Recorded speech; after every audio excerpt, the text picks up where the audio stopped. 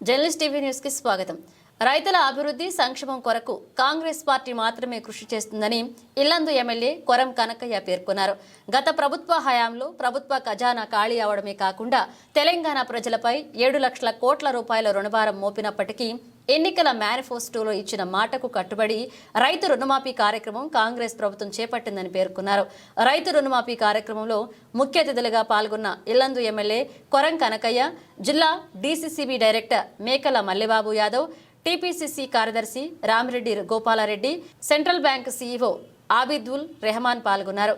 కామెపల్లి మండలంలోని Tallagudem branch manager Mela Ramaswamy అధ్యక్షతన జరిగిన రైతు రుణమాఫీ కార్యక్రమంలో పలువురు మాట్లాడుతూ గతంలో వైఎస్ రాజశేఖర రెడ్డి ప్రభుత్వం, ఈనాడు రేవంత్ రెడ్డి ప్రభుత్వం మాత్రమే రైతు రుణమాఫీ చేపట్టిందని తెలిపారు. రైతుకు గిట్టుబాటు ధర కల్పించిన ఘనత కాంగ్రెస్ పార్టీకే దక్కిందని పేర్కొన్నారు. రైతుకు 2004 నుండి చేపట్టిన అభివృద్ధి సంక్షేమ కార్యక్రమాలు ఇప్పటికీ అమలవుతున్నాయని తెలిపారు.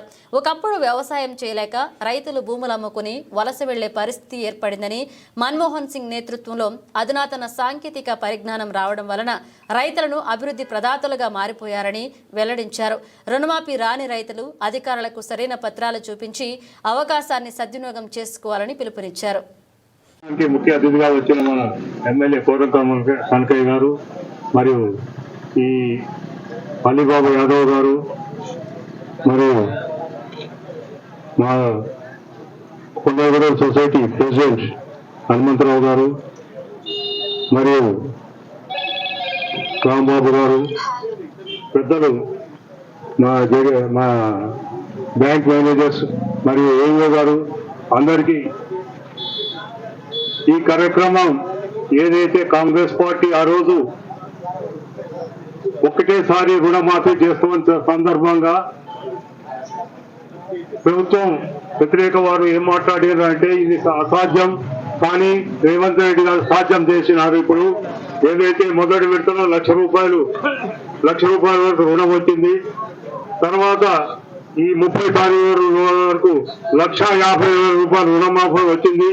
రేపు జరగబోయే 15 తారీఖు ఆగస్టు నాడు వైరాలో 2 లక్షల రూపాయల వరకు రుణమాఫీ వస్తుందని మన ప్రభుత్వం అయితే ప్రకటించిందో అది రైతులకు ఎంతో ఊట కలిగించింది.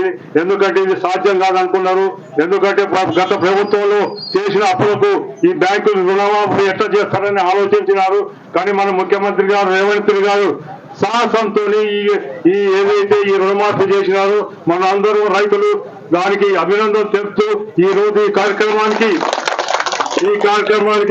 అధ్యక్ష వహించిన మన నాయకులకైతే ఎవరికైతే ప్రత్యేక ధన్యవాదాలు చెప్తూ, ఏదైతే ఆ రోజు కొంతమంది ఇది వస్తుందా రాదని ఆలోచన మీద ఉండే, కానీ ఈ రోజు రుణమాఫీకి 2 లక్షల రూపాయలు 15వ తారీఖు ఆగస్టు నాడు వైరాలో ముఖ్యమంత్రి గారు దీనికి కంప్లీట్ గా డిక్లేర్ చేస్తారు. 2 లక్షల రూపాయల వరకు రుణమాఫీ వస్తుంది.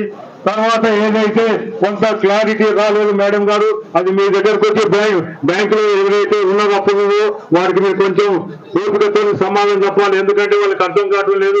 2000 మీరు చెప్పినట్టు 2019 నుంచి 2023 వరకు మీరు అంటున్నారు, కానీ 18 నుంచి 23 వరకు అంటున్నారు, కానీ కొంత క్లారిటీ అనేది రావటం లేదు. ఏదైతే ఇప్పుడు ఆ మీటింగ్ లో మాట్లాడుతులేదు, రేపు రైతులు వచ్చినప్పుడు మీరు దానికి సమీరంగా చెప్పాలి. ఎందుకంటే ఇప్పుడు ఎవరైతే రెన్యువల్ చేయించుకోలేదో వాళ్ళకు రావటం లేదు, కొంత ఉన్నది ఆలోచన ఉన్నది. దయచేసి మీరు దాని గురించి క్లారిటీ చేయాల్సిన అవసరం ఉంది. ఇప్పుడు మన కోఆపరేటివ్ సిఇఓ గారు అయితే చెప్పాలి, ఎందుకంటే దేనికి రావటం లేదు. ఏమైనా ఆగినా పెండింగ్ ఉంటే చెప్పాలి. ఎందుకంటే బ్యాంక్ చుట్టూ తిరుగుతుండ్రు. నాకు మాతో చాలా సార్ మాకు రుణమాఫీ రాలేదు, ఎందుకు రావటం లేదు అని చెప్పి చాలా మంది వచ్చేడుతుండ్రు. 1 లక్ష రూపాయల వాటి కూడా రాలేదన్నారు. మొన్న 1,50,000 రూపాయలు వచ్చిందని కూడా రాలేదని ఒక ఆలోచన ఉన్నది. మీరు వాటి క్లారిఫై చేయాల్సిన అవసరం ఉంది. ఈ అవకాశం ఇచ్చినందుకు నాకు ప్రత్యేక ధన్యవాదాలు సెలవు తీసుకుంటున్నాను.